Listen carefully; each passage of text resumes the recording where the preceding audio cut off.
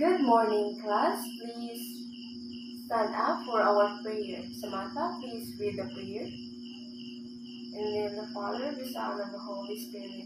Amen. And before you sit down, class, please pick up some pieces of paper and plastics under your chairs and desk. Okay, you may now be seated. First, let me check your attendance. Okay, no one is absent. Very good, class.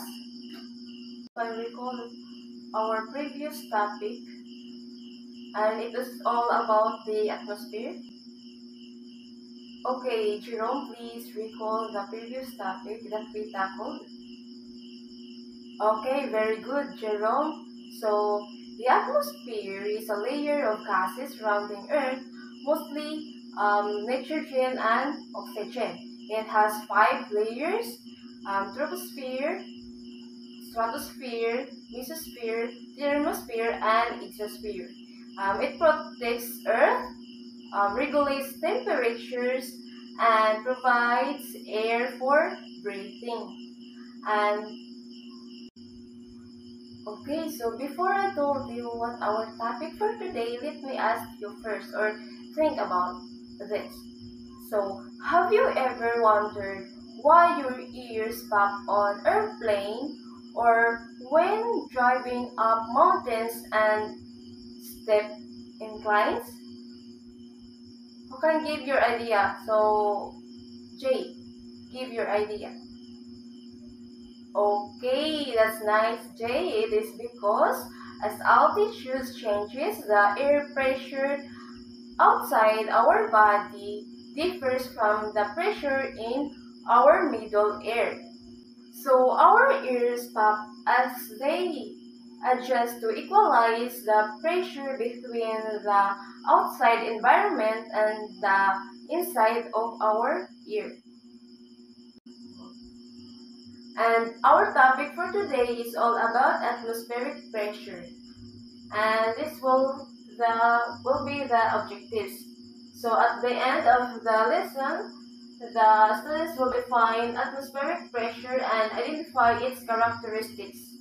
Demonstrate atmospheric pressure through hands-on experiments, and then appreciate the significance of atmospheric pressure in weather phenomena, and then emphasize its significance for safety and sustainability. To our first activity class, which is entitled Air Pressure and Water in a Glass. So, I'm the one to provide you the materials. So before class, let's group the class into 2. So let's count 1, 2. Okay, so all group 1 here and all the group 2 are here. Okay, class, faster class. Okay, settled na ang tanan.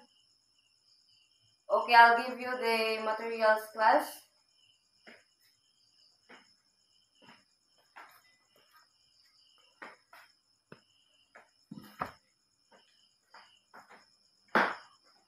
Okay, all the groups now has the materials na. So, okay, class. Please listen the procedure. Okay, class, sunod mo ha. Okay, the procedure will be, first is, fill the glass. So, okay, class, sumina sa procedure ha, okay? First is, fill the empty glass completely with water, ensuring there's no space between the water and the top of the glass. Second, okay na class? Okay, second, place the paper. So, gently place the sheet of paper on the top of the glass, covering the entire mouth. Okay, kuha ra? Okay. So, number 3, position over container. So, move the glass over the container or sink. Ibulang na ninyo class, ipatungod na ninyo sa kanang basin class since mao man na available na to. Sa basin class, okay? Iwa tayo sink diri para dili ta magbasa. Sige. And then, number 4, flip the glass. So, gently place your hand on the paper, then flip the glass over. Okay, so remove your hand. Okay, so slowly remove your hand from the bottom of the glass. So, watch. So when you observe class. Ha? Okay. Inote na inyo ang i-observe class kay mangutanaw ko ninyo later on o kung sa inyo ang na observe sa atuang activity karon. Okay, class? Okay. Take note that, ha? Sige. Okay, class. As you observe from our experiment, why did the water stay in the glass? So, okay, group 1. Okay, very good, group 1. It is because the water stayed in the glass because the air pressure pushing up on the paper from underneath was stronger than the force of gravity pulling down the water. So, this balance of force keep the water inside of the glass. Okay, next questions. And it is from the group. Okay, next questions, and it will be answered from the group 2. Okay, group 2. What was the role of the paper? Okay, very good, group 2. So, the role of the paper acted as a barrier that prevented the air pressure from escaping. So, it is allowing it to exert enough force on the water to keep inside the glass. Okay, next question, group 1. What was the rule of the air pressure? Okay, very good, group 1. So, the rule of air pressure, which is the force exerted by the weight of the air around us, push around against the paper. So, this upward force balances the downward force of gravity on the water, preventing it from falling out. Connect to the real world application. So, anyone from the group? Group 1. Suction cups. Okay, it is correct. How about number 2? What? Okay, vacuum cleaners. What else? Airplanes. It is correct. Okay, very good, class. And nakasabot jud mo no sa tuang ikuan karon ihimong activity na nakatubag na jud mo sa akong mga follow-up questions, and that's correct. And that is all correct, class, and keep it up because later on we will have another applications. And now let's proceed to our lesson proper. Atmospheric pressure. Atmospheric pressure is the fundamental force that governs weather, climate, and even our daily lives. So, atmospheric pressure is the weight of air around and above us. So, altitude's impact on pressure. Decreasing pressure. So, as altitude increases, atmospheric pressure decreases exponentially. So, with pressure halving roughly every 8 kilometers of ascent. So the higher you go, the less air is above you. So the pressure drops. So this happens quickly. Above half of the air pressure is lost every 8 kilometers of height. So can you imagine that? So aviation applications.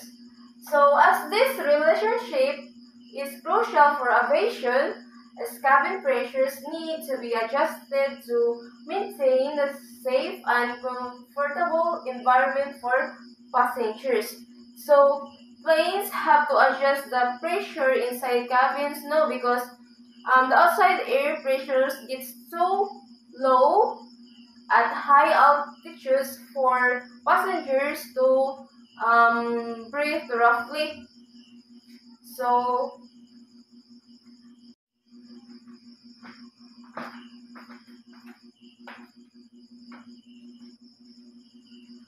barometric pressure corrections.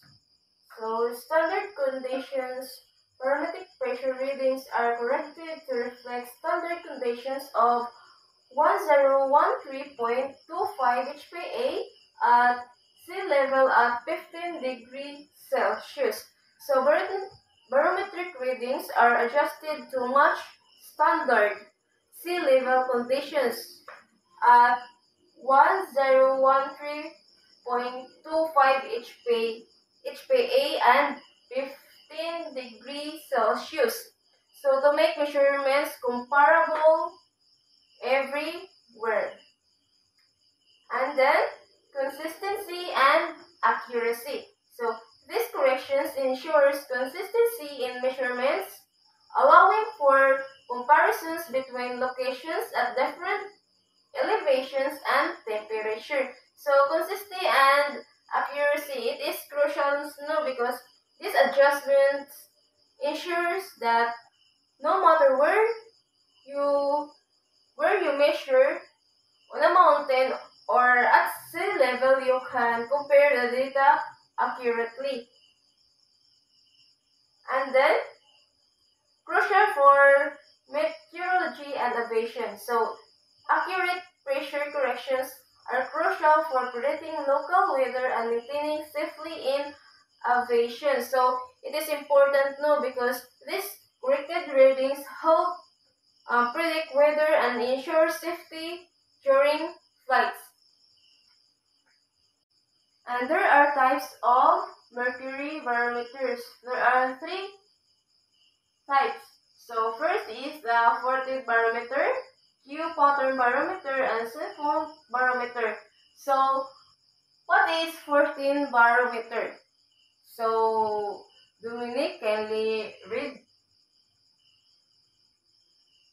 Okay, thank you, Dominic. Okay, features. Okay, Fortin barometer features an adjustable turn for precise readings, often used in scientific studies. So, ang ganito siya, ang Fortin barometer has an adjustable cistern to give very accurate readings, and then often used in labs. Research or labs. Okay, nakuha ra? And then, ikaduha, Q pattern barometer. Okay, who can read? Okay, Kayla, kindly read. Okay, thank you, Kayla. So, a Q pattern barometer is a portable barometer commonly used for field measurements due to its durable design. So, ang diyan siya ang Q pattern barometer, it is portable. Dali siya mga kanang kuan gani mga dala-dala. Commonly used for field work because it's easy to carry. Madala-dala rin siya ang kaning Q pattern barometer. And next is the Cepheid barometer. So, who can read? Okay, Living Choi, kindly read.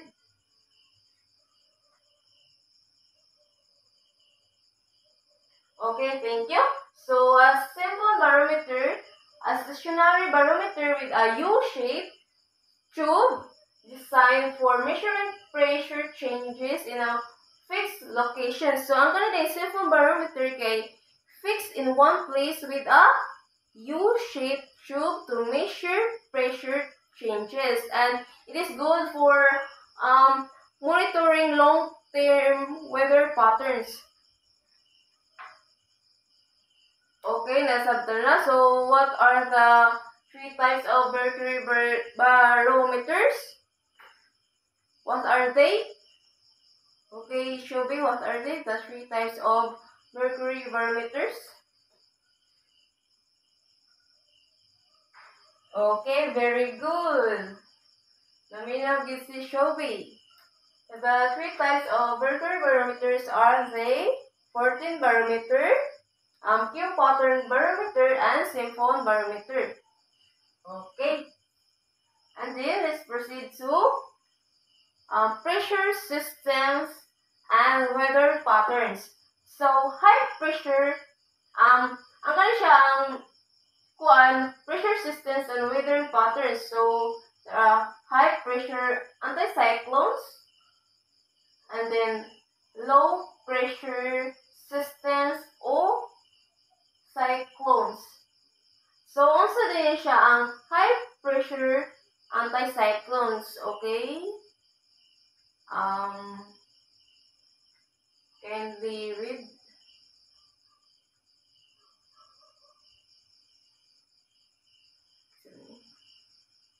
Axel. Okay. Ang kanina ay ang pressure. Okay, thank you, Axel. So, ang kanina ang high pressure anticyclones is usually bring clear skies and stable weather. So, ang kanang high pressure, mao din siya kanang kuan gani maliwalas kayo ang atuang kuan panahon kanang walay ka kuan ba kanang hayag kanang clear sky ra siya, walay dag-om ana stable weather agad siya. And then how about the low pressure systems o cyclones? Okay, kailangan. So, ang kaide ko ang low pressure systems o cyclones are linked to clouds and storms. So, ang kaning low pressure systems kay mo siya ang kaning cloudy kanang ganing sa Bisaya pa kay dag-umon na mag-uwan-uwan inana. So okay, differentiate B. How many one? Okay, B, yeah. Differentiate the high pressure and low pressure.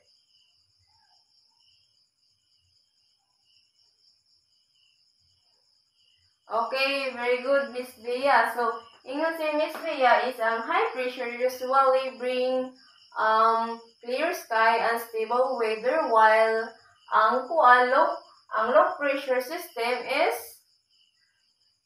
linked to clouds and storms. Okay, very good, Bea. And then let's proceed. So, mean sea level OMSL pressure distribution. So, equatorial low pressure. So, lower MSL pressure is common near the equator due to warmer temperatures. So, unsa ni equatorial low pressure? Okay, asa na siya makita nato ang equatorial low pressure. Equatorial, from the word equatorial. Okay, very good. At the equator. So it brings warm air rises, creating areas of low pressure. Okay, very good. And then the next is the polar high pressure. Okay, the polar higher pressure is found near the poles, influenced by colder temperature. So, asa niya siyang makita nato si polar high pressure?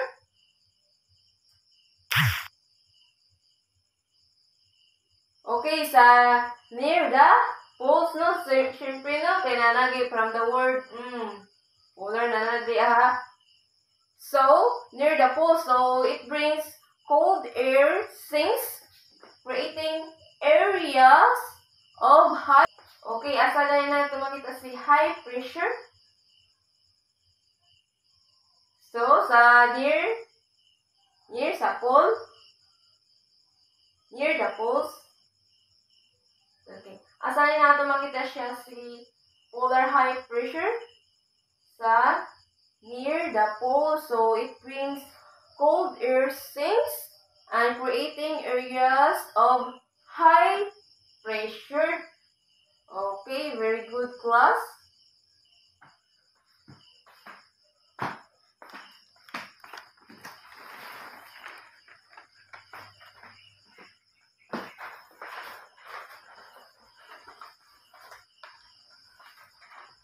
Okay, so ang kato sila no kay ang katong from there sa pressure systems and weather patterns. So impact on climate system. So unsa maka siya kana?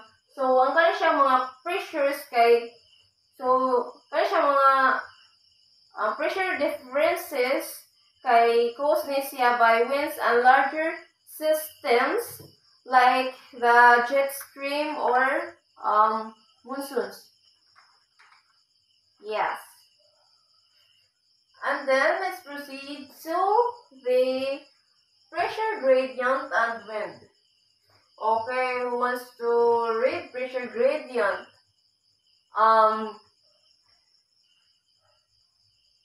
Ria Angela, please read.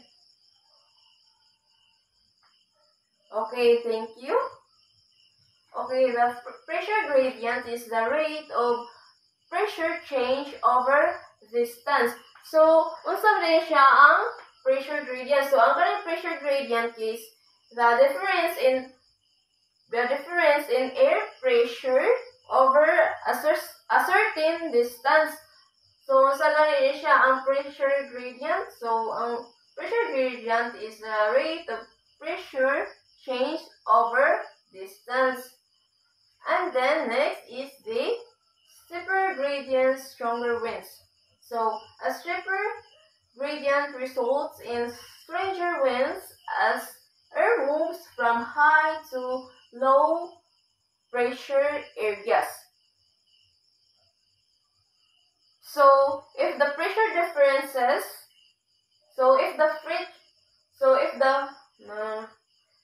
the pressure difference is big or steeper gradient, the winds will be stronger as air moves from high to naman. Okay, very good. Low pressure areas.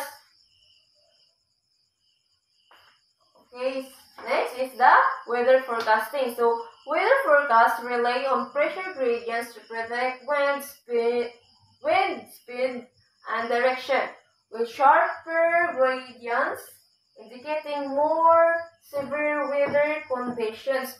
So, unsa din ang weather forecasting? So, ang ganing weather forecasting, sharp pressure gradients mean faster winds and possibly severe weather.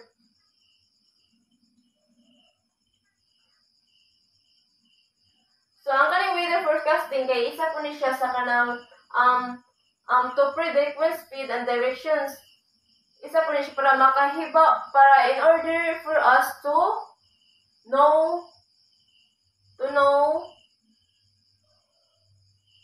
the weather. Yeah. And then let's proceed to the pressure. Okay, let's proceed to the pressure tendency and short-term forecast. So, pressure tendency. So, what is pressure tendency, Magdiay? So, pressure tendency is to measure how atmospheric pressure changes over time. So, ang kaning pressure tendency is muna siya ang mag-measure how atmospheric pressure changes over time. Amo siya ang mag-measure. So, ang next is the marker. Okay. First is ang pressure tendency. Ang next is ang rising tendency. Rising tendency, ang typically indicates improving weather conditions. And the last is the next is the falling tendency. So what is falling tendency, Manti? So the falling tendency signals the approach of storms or precipitation. So ang siya ang mag-signal nga nabay ma-approach nga storms or precipitations. So, class, to test your understanding if naminaw ba mo sa akong discussion. So, Vince, I have questions for you. So, Vince, what is atmospheric pressure? Okay, very good, Vince. Okay, so the atmospheric pressure is the weight of the air around and above us. Okay, thank you, Vince. That was correct. Okay, Davy.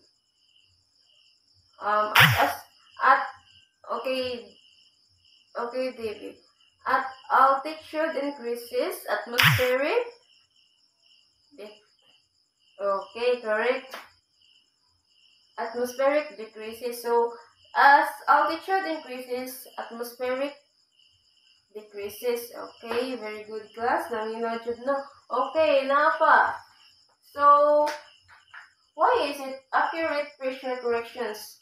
Ano man nga accurate, ano man nga kanang tanungan gid pag kuan ang pressure corrections. Anyone? Okay, Axel? Ano man kang importante man ka, Axel? Okay, very good. Corrections are crucial for predicting local weather and maintaining safety and aviation. So, importante gini siya, class, no, nga mahibawan if safety budget nga i-travel siya for safety, yeah. Okay, there are 3 types of mercury barometer man, no? So, what are they? The 3 types of barometer. Let me call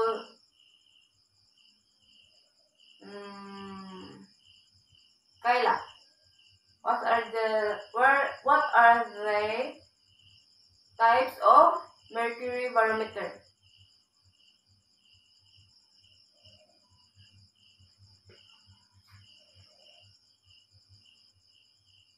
Okay, very good, Kayla.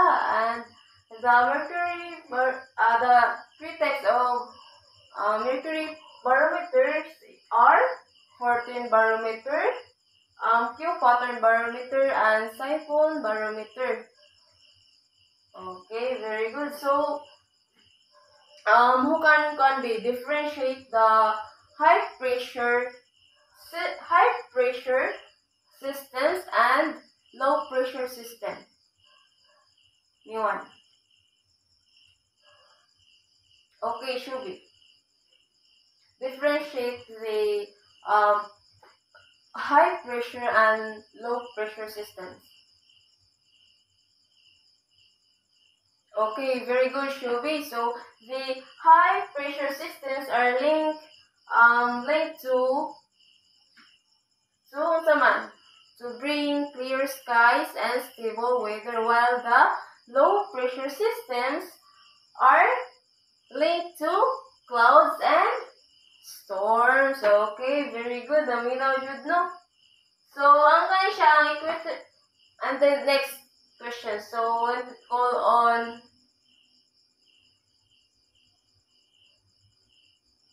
Ria Angela. So, equatorial low pressure. Asa man siya na nalocate ni siya ang equatorial? From the word kuan ha, equatorial low pressure. Okay, very good. Okay, very good. No? So, the equatorial low pressure, kay mo siya na-locate ni siya sa near the equator. Yeah. And then, the next is the polar high pressure. So, asa na siya na-locate ka as a polar high pressure? So, anyone from the class? Okay, Axel? Asa na-locate si polar high pressure? Okay, very good, no? At the near of the poles. Poles. Yeah. Okay, very good, class. So, naminaw dyan ang tanan, no? So, in conclusion, class, understanding atmospheric pressure is crucial for forecasting weather, navigating safety in aviation, and comprehending the force that shape our climate. So, our lesson for today has explored the fundamentals of pressure variation, types of barometers, and their impact on weather patterns. Okay, class. And our next activity will be called pressure and straw experiment. So, I will provide the materials, so the glass of water and the straw. So, okay, very good, no? So, here is group 1 and here is group 2, same members, okay? Okay, so, I'll give you the materials. Okay, group 1 and then group 2. Okay, class, listen. So, muna siya ang atong buhaton. So, first step, class, is to drink water using a straw and observe how it works. Sige, class. So, drink water using this straw. Okay? Okay. And then, observe it, class. Okay, and then, just take note, class, ha, sa inyong na-observe kay i-present na ninyo here sa front. Okay, unsa inyong na-obserbahan. Just one representative by group to present here. Or two representative isa sa kanang normal drinking o kang isa kay isa katong block to the top of the straw. So, two representative each group to present here in front of the class. Okay? So, okay, please take notes unsahan inyong na-obserbahan sa step 1. So, katong step 1 ha, okay, humana, done. Okay, just record it, class. Okay, so, step number 2 is to submerge the straw in water, cover the top with your finger, and lift it out. Okay. Nakakuha ng class? Yeah. So, just, okay.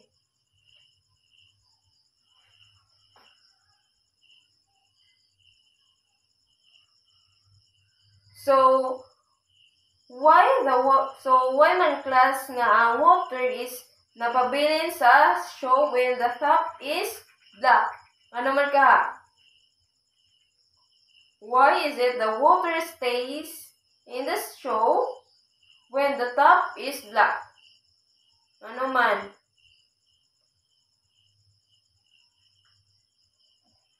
Okay, just take note, class. Okay.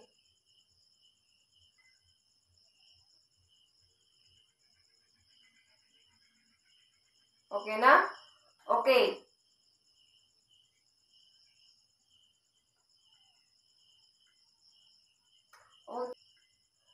Okay, class. Naka-take note ra mo sa inyong observation sa katong duha ka step. Katong first kay imuhang i-drink. And then ang second kay i-block nimo. Okay, na-take note ra. And for that class, I have a follow-up questions. So, number 1 is, what role does atmospheric pressure play in lifting water? And second question is, why does the water stay in the straw when the top is covered? Okay, class, nakuha ra?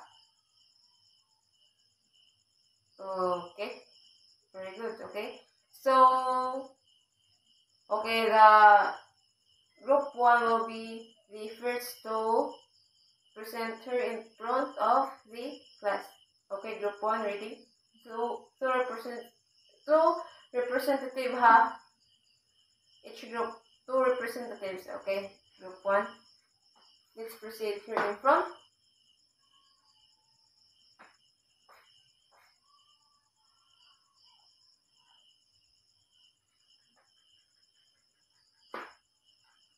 Okay, very good. Group 1. And I will give the whole discussion after maka-present ang duha ka group. Okay, the next is the group 2.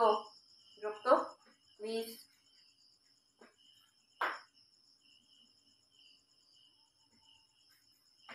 Okay, very good, group 2. And then all groups no have the correct observation. So nakuha ra gid ninyo ang unsay kuan ani nga experiment. Yeah, naka-observe yun mo, class. Okay, that's good for you. Keep it up, class. Okay, so class, sa katong step 1 nga itong ibuhat. So, yun yung ginabuhat is na-observe pa ninyo sa step 1 katong normal drinking. So, when you drink water, you create a lower pressure. So, inside the straw, by sucking out the air, so the atmospheric pressure outside the straw, which is the higher, so pushes the water up into the straw and into your mouth. So, and the next is katong step number 2, class, which is the blocking the top of the straw. So, when you submerge the straw in the water and block the top with your finger, the water inside of the straw doesn't fall out because atmospheric pressure is acting on the open bottom of the straw. So, the air above the water inside the straw is trapped when the top is blocked, so creating a vacuum or way low pressure. So the higher atmospheric pressure outside the straw balance the water inside, preventing it from falling. Yeah. So and you guys is correct. All correct in these follow-up questions. First is what role does atmospheric pressure play in lifting water? So the atmospheric pressure pushes the water up into the straw where the pressure inside the straw is reduced by sucking or blocking the top. And the second, why does the water stay in the straw when the top is covered? So the trapped air is inside the straw, creates a low pressure area, and the higher atmospheric pressure outside prevents the water from falling. Okay, good job, class, and you did a great job. Okay, your answers are all correct. So, nag-observe jud po, no? Okay, thank you, class. That was nice. And now, kayo manamata sa tuang activity class, let's proceed to the exciting part. Ano muna? Okay, which is the quiz. No worries, class, guys. Sayang na jud ni. And also, 10 items from it. Multiple choice. Okay, I'll give you 7 minutes to answer this. And after, kayo mag-checking na ta. Okay, I'll distribute this to you, class.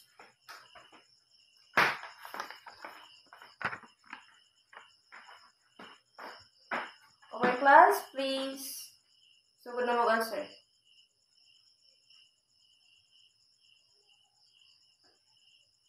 Okay, time is up. So, exchange with your seatmate. Okay, I'll kanang read the questions, class, and the answer. Okay, para madali ta. Okay, number 1, please listen, class. What is atmospheric pressure? So the answer is B, the weight of air above a surface. Number 2, what happens to atmospheric pressure as altitude increases? So, the answer, class, letter C, it decreases. So number 3, what is the standard atmospheric pressure at sea level? The answer is letter A, 1013.25 HPA. Number 4, which barometer is used for precise scientific readings? So the answer is A, 14 barometer. 5, what kind of weather is typically associated with high pressure systems? So the answer is letter B, clear and stable weather. So number 6, what causes wind to blow?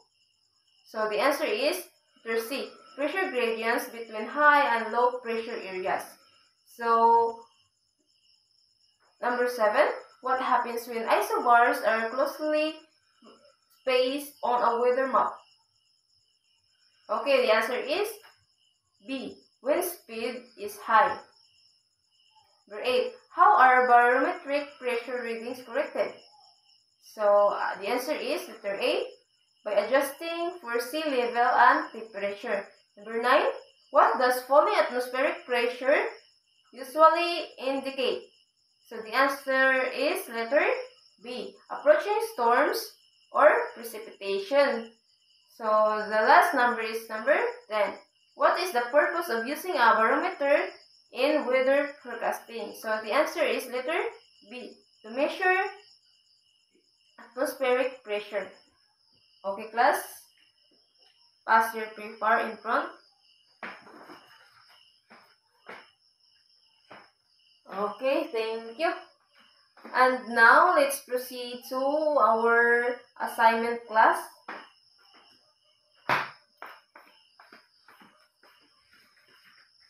No.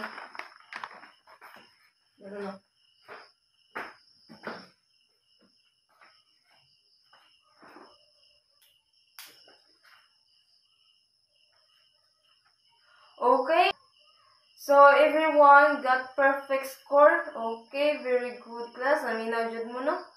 Okay, very good. Kapal. Okay, and now let's proceed to your assignment, class.